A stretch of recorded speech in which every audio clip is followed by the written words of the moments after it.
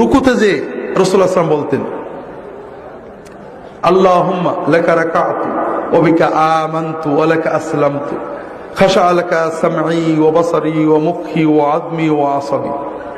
আল্লাহ, তুমি মহাপবিত্র, তোমার জন্য নত হয়েছি, আমি তোমার কাছে আত্মসমর্পণ করেছি, তোমার জন্য বিনম্রতায় নত হয়েছে আমার কান, আমার চোখ, আমার ব্রেন, আমার অস্থি, আমার সকল অনুভূতি।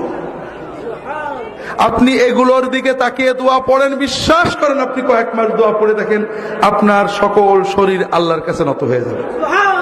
তো পড়তে শেখেন, বেশি কষ্ট হবে না, কয়টা বাক্য কয়েকদিনে মুখস্থ হয়ে যাবে। উঠে দাঁড়ান, আল্লাহর সাথে কথা বলেন, রব্বানা। রব্বানা মানে কি? আল্লাহ আমার রব, লাকাল হামদ, প্রশংসা তোমার। লজ্জা লাগে এটা বলতে। কার কাছে বলছেন? হুজুরের কাছে কত প্রশংসা করেন, মন্ত্রীর কাছে, আল্লাহর কাছে একটু মুখ ফুটে বলবেন রব্বানা লাকাল হামদ, এটাও কষ্ট লাগে।